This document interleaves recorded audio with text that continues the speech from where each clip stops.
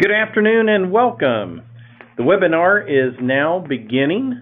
My name is David Graves, Business Sales Representative here at GroupOne Background Screening.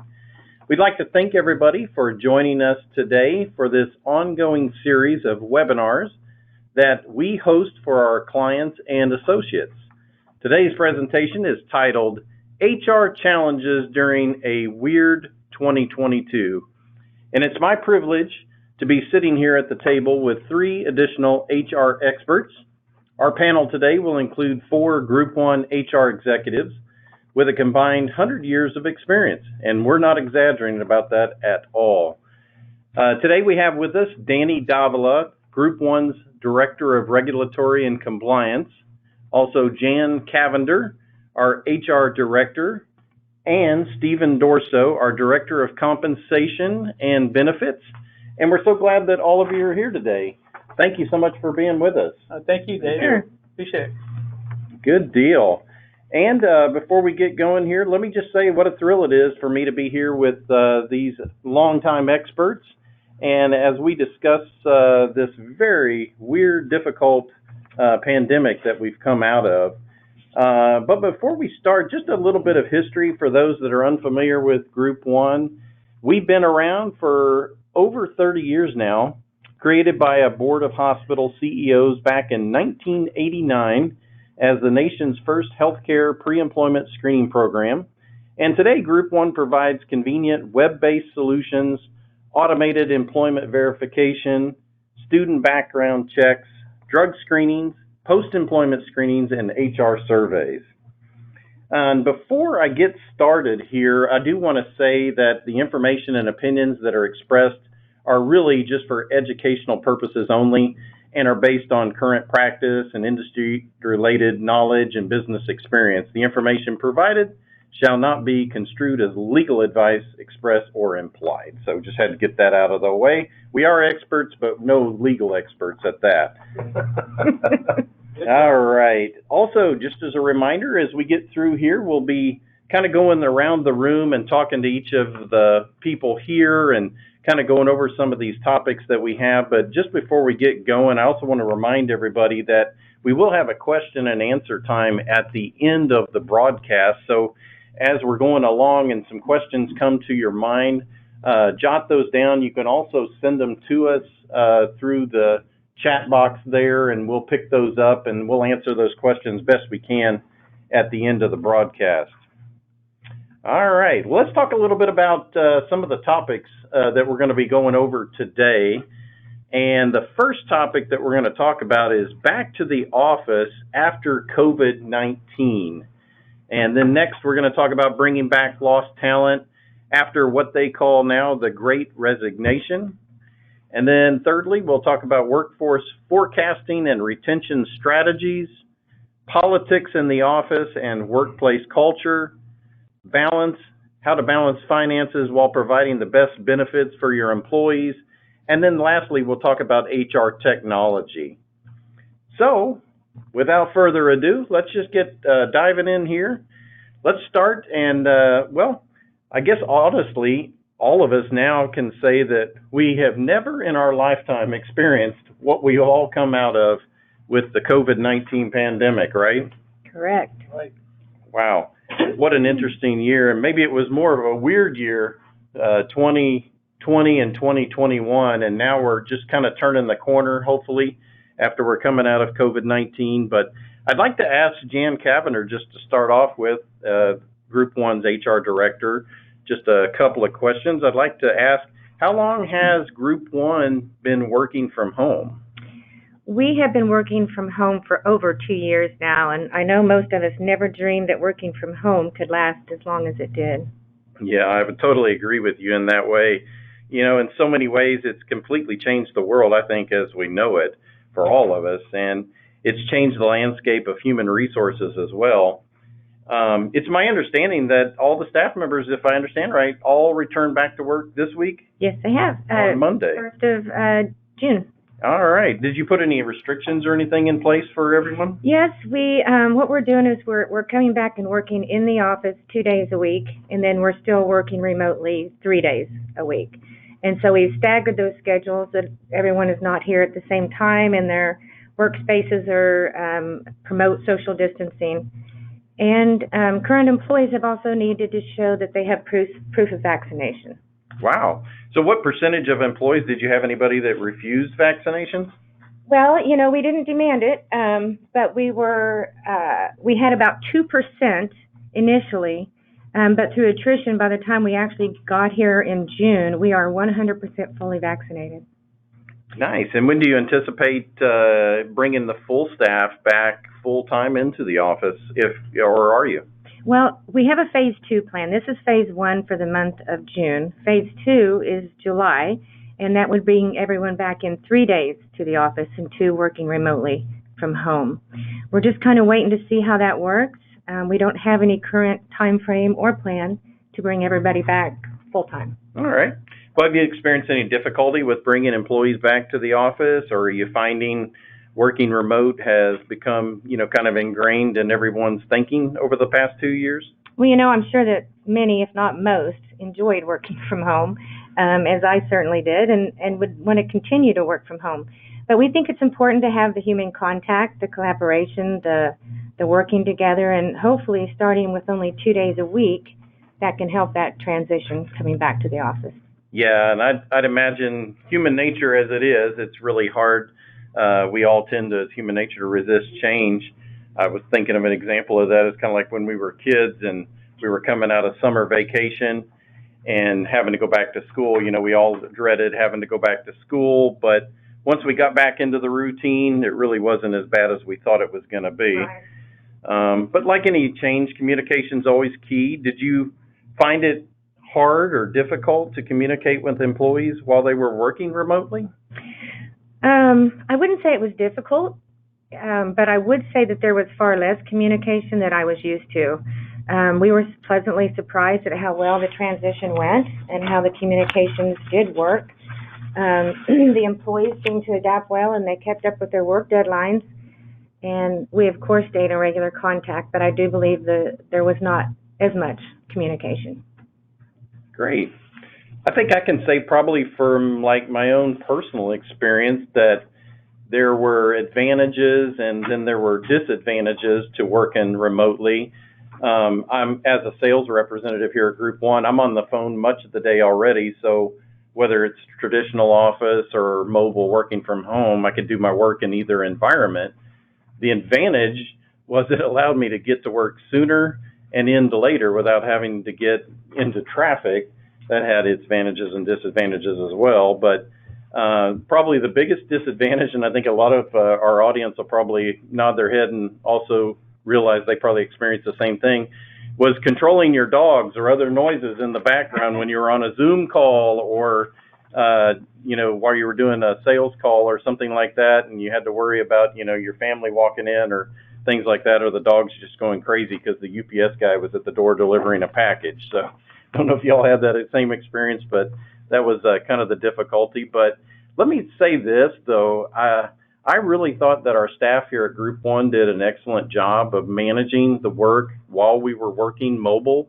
When we first started working from home, I think we could honestly say from the management side that we all expected a drop-off in the work production, but I think we really saw quite the contrary to that. We saw an increase in production from all of our employees. And so just want to say how proud we are of everyone at GroupOne and how they handled that work and working from home. So really felt like everybody did a really good job with that. All right, well, let's move on now to maybe the second topic of the day, which is bringing back lost talent after the Great Resignation. And Danny, I'll kind of refer to you for this section here. I know that this is your area of expertise. During the COVID-19, many businesses were struggling financially, and unfortunately, as we all know, many of them either closed their doors or had to reduce their workforce. Now, many businesses are starting to come back, which is good news. Like I said earlier, I think we're all starting to turn the corner now. Could you tell us, Danny, about what is known about the Great Resignation and how did this come about, this terminology? there's a period in time in I think the spring of 2021 where the U.S. Bureau of Labor Statistics started keeping track and saw an abnormally high number of people electing not to return to their work and also resigning in general. Currently, there are 47 million people in the United States that are not filling jobs, have resigned from their jobs, in the last year or so. That tells you that they have other options. And we know that there's several factors that have impacted this Great Resignation. Primarily, one would be that the workplaces became very fluxed. And for example, Jan spoke about giving flexibility, and that was key. But as we know, not all employers could give that flexibility. So as a result, you saw people leaving the workplace. Among lower level entry jobs, especially those that pay between, let's say, $10 to $15 to $20 an hour, what you saw were people who were relying upon their employers not being able to stay available or not being able to increase their wages. People left because they couldn't afford daycare. Daycare centers, for example, across the country were closing because of the pandemic, and that made it very difficult. So people had to then make adjustments. The other thing people had to make adjustments was because all of a sudden what was a normal scheduled day no longer was a normal scheduled day. People were sent home early. People were not able to fulfill their obligations. Let's go to 2021. We saw the supply chain challenges. Again, going back to COVID, going back to what happened across internationally, we saw supplies that normally would have to get here by the boats were delayed. So warehouses weren't able to staff their teams to be able to get enough supplies out to the organizations. So throughout that, the economy impacted this Great Resignation. One of the things that we did see, and I think it's important to know, is that it created a new economy in a sense that now workers realize we can't rely upon big business to support us. And they created the gig economy. And the term gig economy basically comes from, I'm going to be a self-contractor. I'm going to deliver, I'm going to do my own work, I'm going to freelance, and I may contract myself to 3 or 4 different people. So they have their own gigs now. They have their own gigs. All right. And no different from a musician who's working from place to place. They're not employed by anybody, Okay. right?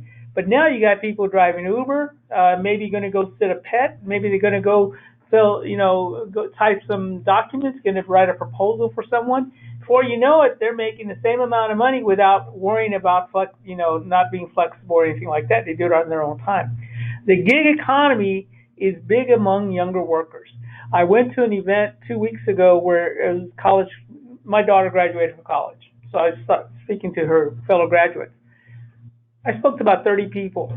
25 of them were going to go into gig economy jobs. That's a small sample, but these are college graduates. They're not going to go to traditional employers. They're going to try to do this on their own. They're going to sign themselves as self-contractors or gig, go to gigs. They're not worried about having a long future right now. So are more of them going to staffing companies No, as well? Or contract themselves out. Okay, they just contract themselves out. Yeah. In other words, why have a middleman if you can do it yourself? So again, the key is people are more they're using their mind a lot more. They're not being, slaving to the corporation. So as a result, younger workers are not going to see themselves in a company for 20 or 30 years, right? Mm-hmm. And they're going to be very structured about, I want to do my own thing. So Danny, what do companies need to do to bring back their lost talent? And, how can they do it in a relatively short time and at a cost savings to the company? Well, as a talent acquisition specialist, this is where I used to call on Steve here at Dorso and ask him to raise my salaries. That'll make everybody's life easier. But we learn now, in this day and age, it ain't about money.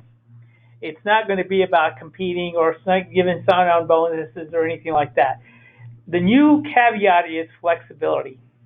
If you give a young person flexibility, that's going to be the key. And flexibility includes, and we're seeing this in the EU, in the Eastern European blocs right now. If you haven't read the news, they're going to a 4-day work week. That's going to be the mandate in several Eastern European countries. HR people are studying that now and seeing how it's going to come here. And then we're talking about a 4-day work week, and that's very different from what we've been accustomed to. The other thing is increasing the number of jobs that work from home.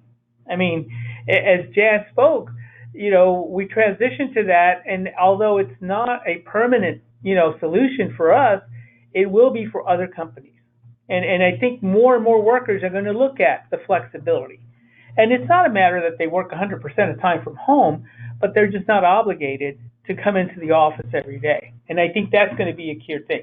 The other thing that I wrote down about talent acquisition challenges was going to be, in this case, bringing cost savings, is you need to get buy-in from the top. Leaders at the top need to realize if truly human capital is their best investment, then listen to that human capital. And we're going to get to that in a second. But I do think that right now the challenge is going to be listening to these individuals and see what's going to work for them. And I know that's sometimes simplistic, but I think you got to. Good deal. Danny, thank you for your expertise. It's always welcome, as always.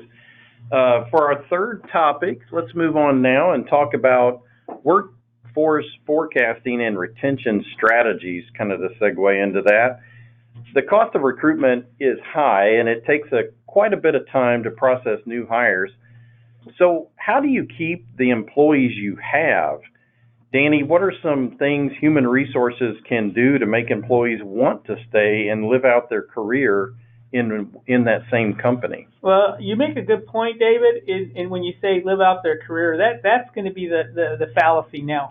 And I hate to burst everybody's bubble, but the times where people used to spend 15 to 20 years with one company are long gone by us.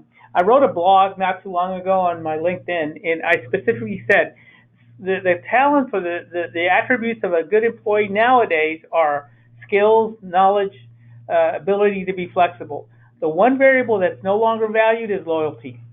Loyalty is no longer a virtue or value that's valued. Now, by these new workers, they're looking for immediate satisfaction.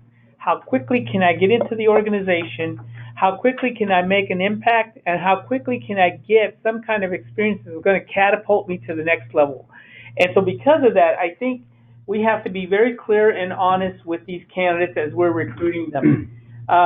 Employees want to be told the truth. They want to be advised as to upfront, this is my expectation, this is what I'm going to get, and this is where I'm going to go. Now, one of the things that we have now, unfortunately, and we all have been privy to this, is employees don't want to read about what's happening in their company in social media. They want to hear it from their leaders. We see people that are getting notifications that their companies are going into the ditch.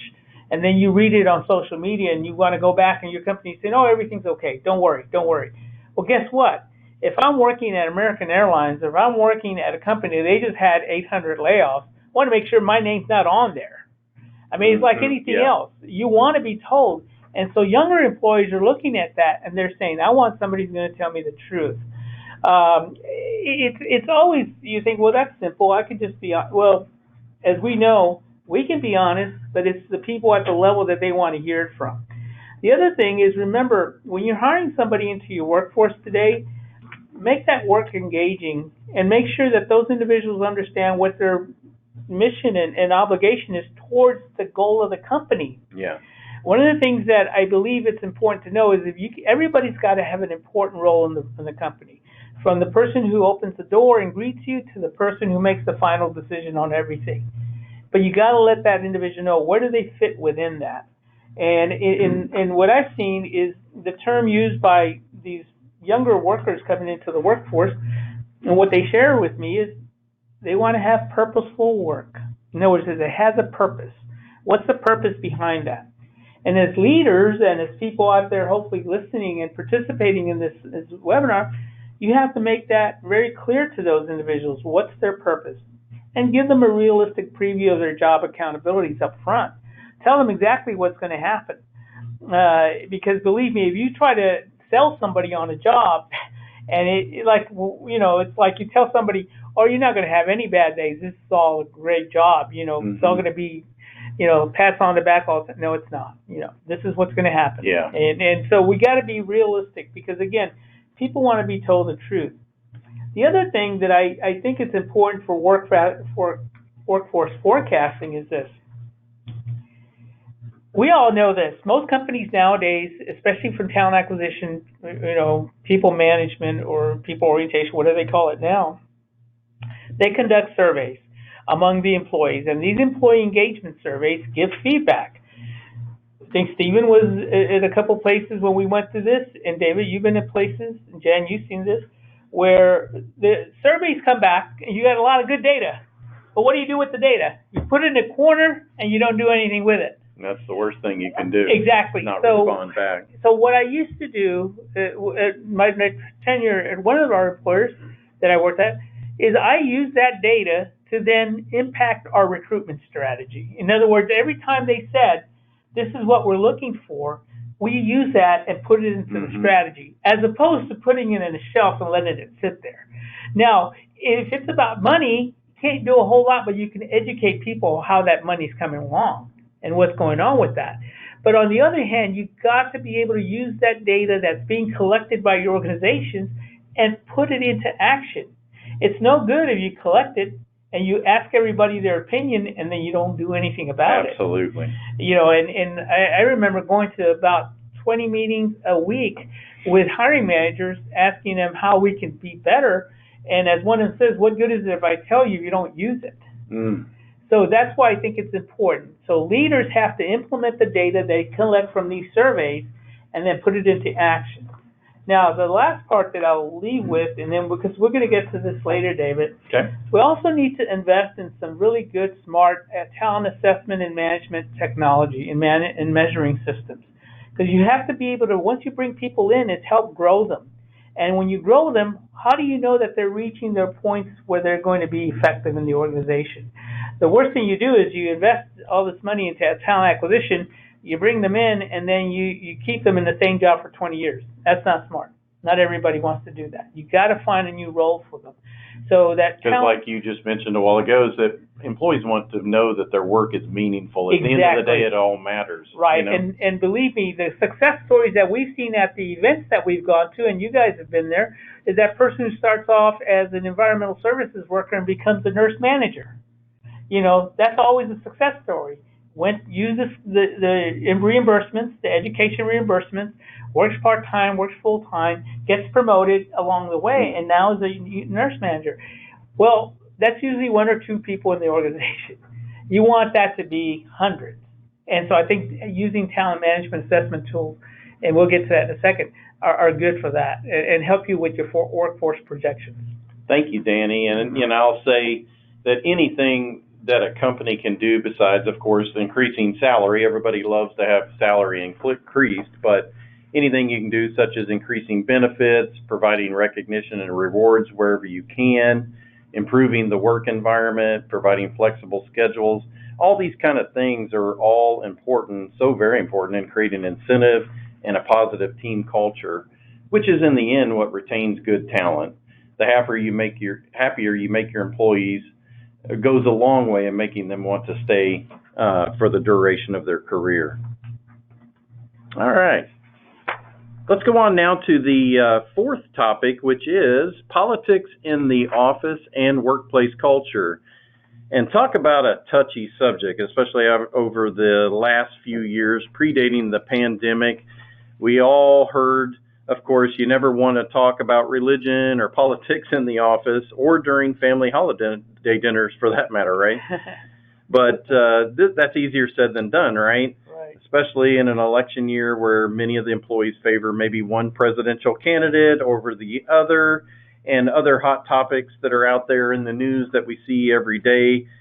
Sometimes our employees can become kind of emotionally charged and maybe get into heated discussions around the lunch table, and then the next thing you know, we've got an issue that we have to handle in HR. Yeah. And so like that picture that they're looking at, David, I don't know if I'd ever advise anyone to point at each other. Probably not a good idea, Danny. Danny, what are your thoughts about that type of thing? Have you experienced that type of thing in your past? Yeah, I think you got to be real thoughtful and careful. We talked a little bit before we started it, and one of the things I think it's important for all organizations to do is to revisit their policies on just that. How do you control that? Do you want to control it? But I do think there's some, guidelines that everyone needs to have. I was sharing with David before. I went to an event one year where we had some recruiters at the event, and somebody wore a T-shirt basically that was advocating for a specific political candidate. And this event, it was going to have well over maybe 500,000 people over a 3-day weekend. And I said, wait a minute, that is not in line with our policies. And so I just used that to guide them and say, you may want to put a shirt over that, and remind them that they were still on company time, that we were providing information about our jobs. And while they could advocate for a political candidate on their own time, this was our time. And so, but not everything's that clear cut, and I do think you have to establish what those guidelines are going to be. Now, certain items certain items are covered by Title VII, right? We understand that. Many, right, Jan? I mean, you talk about religion, you talk about sex, you talk about gender. Any of those items, normally in the workplace, you can find a way to cover them. But when you start talking about politics, it doesn't really fall into that category. So people can use that sometimes as a segue. So again, I think it's a matter of whether your company has a policy. Now, some do, and some say it's good. Be open, but you got to understand, how are you going to address this as you move forward? It's not going to let people point their fingers at each other, right? But yeah, what can be and what cannot be done. Jan, have we had any GroupOne employees that have had to been reprimanded for heated type of discussions? I don't think I've gotten into any of these. No, you haven't. Yeah, we've had a few. We have had a few over the years. All right. Well, let's see, Aaron, what kind of brought this topic up was I was in Oklahoma, I think it was last month at the Oklahoma HR convention in Tulsa, and Johnny Taylor, many of you know, the SHRM CEO, was there, and he was talking about this, is that it has become more of an issue in workplaces today. And I went back and I looked at some of his information that he's printed as well, but the Society for Human Resource Management, or SHRM, published a report saying that 1 in 5 Americans have left a job over the past 5 years due to bad or toxic company cultures. And the cost of that turnover is estimated $223 billion in the USA. So if companies want to keep their turnover rate low, then their managers and supervisors need to be trained on how to deal with the rise of politics in the office. And also they had another survey, I think this one was back in 2019, right before the 2020 election, and it was discovered that over 60% of workers say that the political dates have become more common in the workplace. And I thought this was also very interesting, that 42% of those surveyed said that they had personally argued in the office about politics. So it's obviously an issue that we need to get out. And Johnny Taylor, the CEO of SHRM, said that this is really an issue that we need to get it out on the table, create a culture where people can agree that they don't see the world the same, and that's okay. Yeah. We don't have to see the world all the same way. We just need to learn to be respectful of one another and learn to have communication and discussions without letting them become emotionally charged and taking it to a whole nother level, which brings it to Jan Cavender's office. And we don't want to take it there. And I think the other thing along with that, though, David, we're seeing things that are not so much defined politically by a party or anything like that, but by topics that are generated by public policy. For example, with LGBTQ, in the forefront right now, you're going to find people that may be, philosophically opposed to the lifestyle. But think about your workforce, and that you have to be able to understand you have a workforce, respect those differences, like you said, be out in the open, discuss it. In larger companies, there are a lot more affinity groups inside the companies that support each other. And those affinity groups are designed to be able to help understand and communicate those differences really clearly. So I do think that's a really good point, is if you can get in an affinity group or create one in your organization that will help understand these differences, it goes a long way. Very good. Thank you, Danny. And let's move on now to our next topic, which is the 5th topic here, and that is balance finances, or how to balance finances while providing the best benefits for your employees. And Stephen Dorso, thank you for being here today. You are Director over Compensation and Benefits here at GroupOne, and that is one of your areas of expertise. COVID and inflation continue to affect people, especially now. And man, are you feeling it right now at the pump when we're almost pumping at $5 a gallon right now? So all of our employees are really feeling it now personally. Are employers making changes to their compensation and benefits programs due to COVID or inflation? Are you seeing that? Well, thank you, David. In the area of healthcare compensation, we see more employers providing additional compensation to employees working extra shifts, and that's in response to COVID. Mm-hmm. We also see an average merit increase of 3% for 2022, which is consistent with prior years. It was a bit down in 2020. Okay. And so it's getting back to where it was 2 years ago. In the area of employee benefits, we're seeing some employers implementing or considering COVID surcharges. This year, we implemented a COVID surcharge for our unvaccinated employees who elected medical insurance. We implemented a 30% surcharge, which was the maximum allowable. Did everyone like it? No, but we still implemented it because it was necessary for us to control our health care costs. We also see more employers paying the cost or sharing in the cost of short-term disability coverage. Traditionally, we have seen employees paying the full cost of short-term disability coverage. That's changed, and I'm sure that's also the result or in response to the pandemic. Yeah, I'm sure. And now as we kind of transition out of that, and Stephen, thank you for that information. We really appreciate that. Let's see here. We're going to talk now, lastly. Before we go into that, go ahead. Stephen, I just got a question. And Stephen, one of the things that I've noticed, for everybody on the phone, one of the services that GroupOne provides is a employment web verification service. We verify employment for employees at several of our clients. And David, it's a really good product, right? Yeah, Web Verify. Web Verify. And this Web Verify allows us to address needs from financial companies, whether you're a lender, a banker, a car company. And one of the things in the last 2 years that I thought about when it comes to wage is we saw that spike for at least a 2-year period where people were getting COVID bonuses, COVID retention pay, COVID, everything driven by the COVID need in healthcare specifically. Now, how is that going to transition? And what have you heard, Stephen, and what have you seen where that's going to be transitioned? Or if do they try to keep those salaries and wages by adding other bonuses down the road? Because I've seen nurses who were making, almost 30 to 40% more of their standard wage, and now that 30 to 40% is going to go back to norm. And that's one of the questions that I've been asked by bankers and financiers. Is that going to stay? And I said, well, I can't answer that on behalf of the organization because these were driven by COVID pay in these 2 years. And it was very clearly defined in these reports. How is that going to be addressed? Well, I will tell you this, Danny. I'm not seeing a significant change in what people are doing with their bonus programs and their extra shift programs. Good. Because I think, they still have the risk and we still have COVID. We still have a bit of a pandemic. So I imagine that will change in the future. But right now, in the surveys that we do and in the discussions I've had with HR professionals, I haven't seen people changing what they're currently doing. That's good. It's good to know.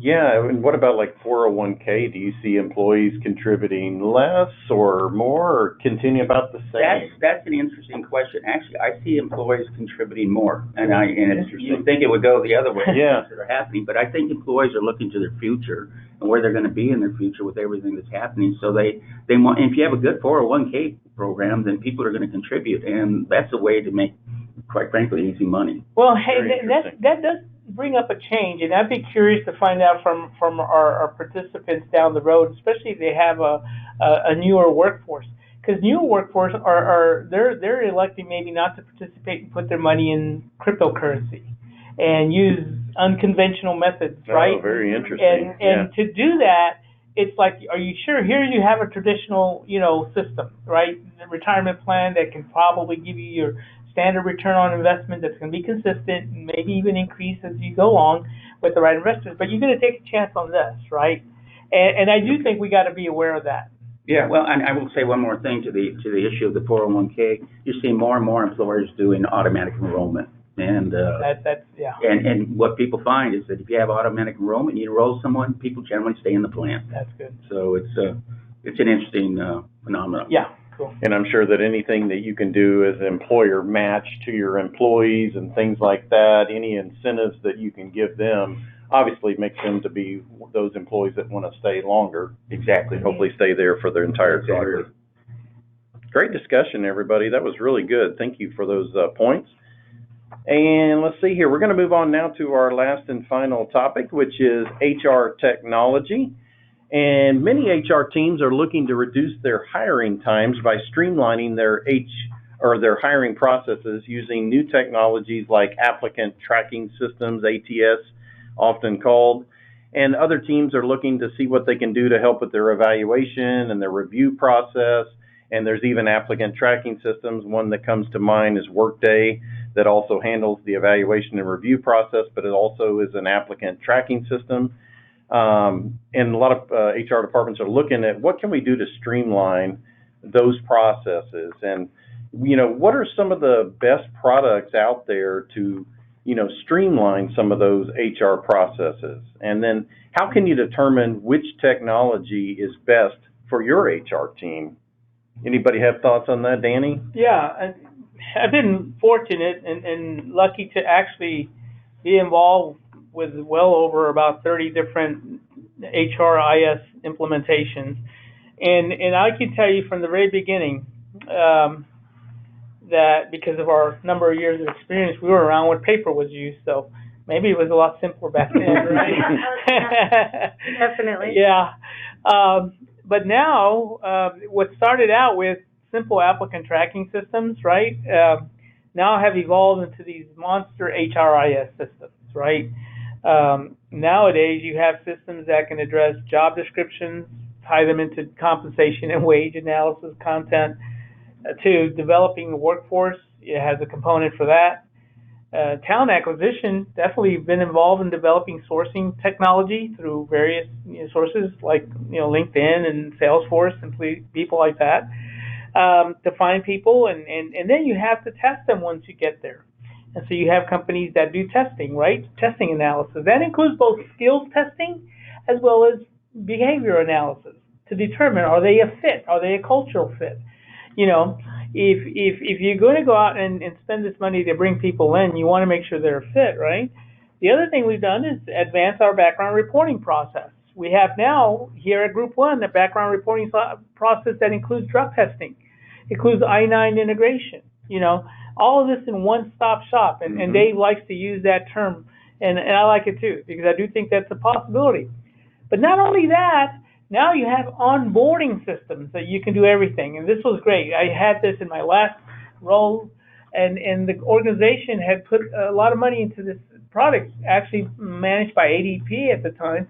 But you could put all of your onboarding forms. You have almost, we all know this, large companies, you have about 40 forms you have to fill out before you get signed up.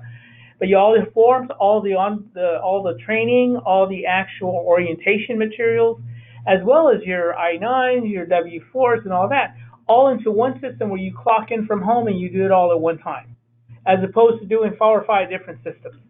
Those kind of systems now make life easier for everybody. But like everything else, it requires some careful and thoughtful integration. Now, the other piece to this is that once you get people in, you want to perform. You want them to manage their performance. So you want to have performance management systems that can tie in. More and more companies that started out in the singular PeopleSoft or PeopleSoft applicant tracking systems now have become these Workdays, have become HR sources, have become these individual Paycor type companies that manage all of this at one time. So I think people have to evaluate these carefully. 3 things that I ask people to do if they're going to evaluate these kind of systems, and is really look at, is it important to have one system that does all, or can you manage the diversity of each different system, but evaluate the cost-benefit ratio? Because one of the things that we've learned, and Steve and Jan and I and you have all been involved, sometimes it costs more time to manage these systems than it does to actually, you have a benefit from it. I mean, sometimes instead of doing all work, and I'm speaking to the choir out there right now, they're thinking, yeah, I'm spending more time on that system than I am helping somebody walk through a benefits, process, or, an employee engagement issue. What I'm doing is spending more of my time working on technical things. So I think people have to look at how good is the product going to be in reduced time. The other thing is support. And David, you and I have heard this. People get these large systems, but their support is really, really questionable. Exactly. And they aren't able to get the support needed to go to the next step, or even to address some of the integrations. That's going to be important. What kind of support are you going to get once you've actually implemented the actual program? And that includes with vendors like ourselves on integrations. Yep. Because integrations into other systems is a mandatory. You can't do things alone anymore. So I do think those are the things you want to look at. And then finally, you also want to find compatibility to what you're doing and your budget, the ease of use to your end users. I think we would all be in agreement that some of these systems are written by programmers that are much more smarter than we are. Mm-hmm. But they don't realize that you got to write it for us. I've always felt that they need to have a person who's an applicant or an HR person write the actual software as opposed to the technical people. Put the cookies on the shelf where you can reach them, right? Exactly. Yeah. Exactly. Because you want to be able to do this without making it so inconceivable for you to understand it, right? Right. So I do think that you want compatibility, ease of use, and then flexibility where it can be flexible with different systems. So I think those are the challenges going forth with technology.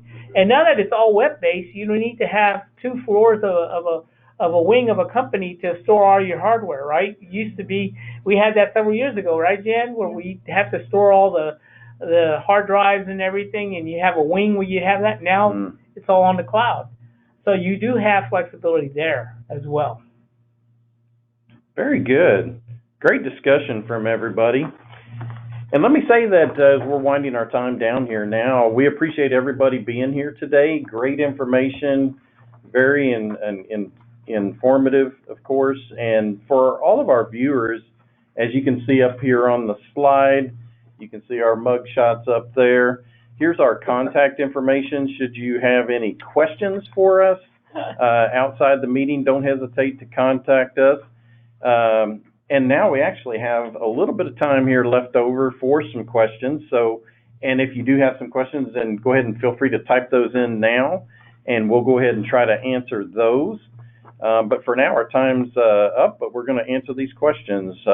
Chris is in here monitoring here for us. Chris, do you have some questions for us? Woo, I do. And it looks like I have a very long question here from someone. Let me, Looks like a lot of questions in one question. Yeah, let me see what I have here.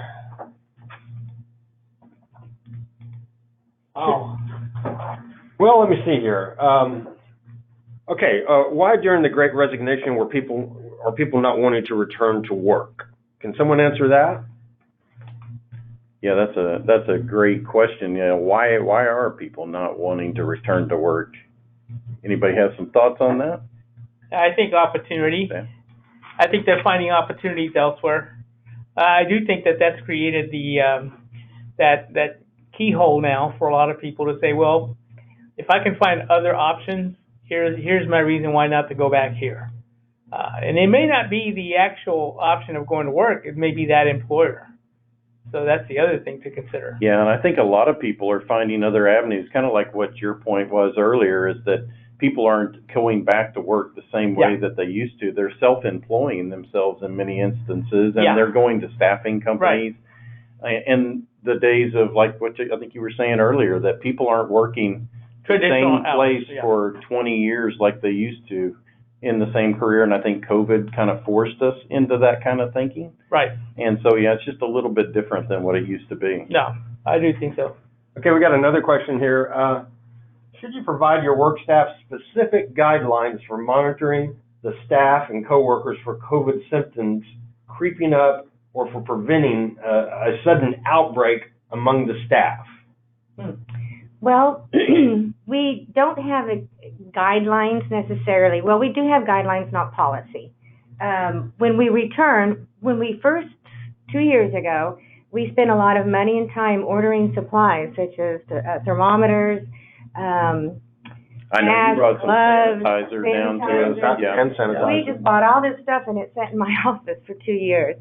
So now that we're back, we've provided everybody with everything they need to stay safe, and we are all 100% vaccinated. So we're just going to play it like I said earlier. We're just going to wait and see right now. Everything is going well. If the outbreak comes back and we have concern, we may abort the in-office and go back to... And I know you communicated to us all that if we have a fever, if we're sick, Right. advise stay home, don't Right. risk it or risk getting That's our everybody else. guidelines, yeah. And I think along with that, most companies are basically sticking to their standard guidelines, and it's no different than any other illness. Yeah. I mean, if you have any kind of illness or sickness, you are required to notify your immediate supervisor, advised to go through that protocol. I think this is the same.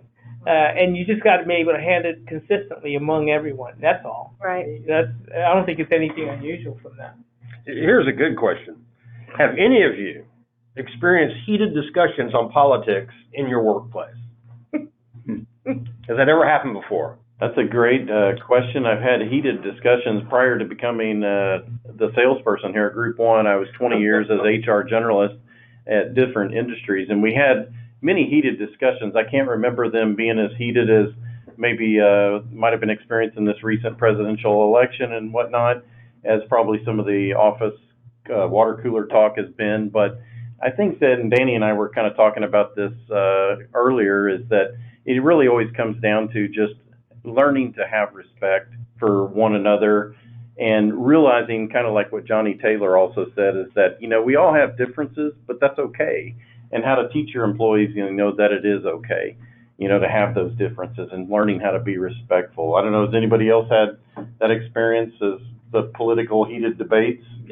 David, I'd say that, in the past when you'd have political debates, they were less heated, okay? These days they are heated. That's true. Okay? Yep. And so you could have a political debate, and there was some mutual respect, but I do find now that isn't possible anymore, which is why you should just stay away from it. I mean, you just can't do it anymore because people have their opinions. Yeah, and unfortunately, we don't have the respect that we used to have, because you used to be able to just walk away and it didn't matter if you were Republican or Democrat. It didn't matter. There was a time when you could have a debate. Yeah. You can't have a debate anymore. You don't want to even try to have a debate. It's not worth having a debate in the workplace. Yeah. Okay, we got another question here. Could you cover once again the specific things to do to make people want to stay at their job? What are a few incentives? For retention? For retention, yes. Okay. I think that's what they're referring to. A couple of things. One, and this doesn't take a lot, and we've been through this. It's an age-old solution, and that is recognition. I mean, people do want to be recognized for what they do. It's amazing how much that is still immediately needed in our workplace. There's an ongoing advertisement on TV that's going on, and it has a person who's being recognized in a meeting, and the person's leaving, and she sends a note to that employee. Then everybody in the office turns around and pats her on the back on the way out. It's a great commercial, but it goes back to what we were trained to do several years ago: provide recognition, provide acknowledgement, provide support. All of our employees need that engagement. The other thing to that is, while there may be some retention solutions from a financial standpoint, that shouldn't be the actual case. The other thing is to provide rounding. They want to see the leaders in the office. They want to see that leader come to them, reach out to them. Not to see how they're doing, but just to say, hey, good work. Care about your work. Right. And David said something very early on that was very important, and that is, when somebody's doing something worth their time, and not only that, but sometimes going above and beyond, publicly demonstrate it. Share it with everybody to hear. They want to know that. They want to hear that.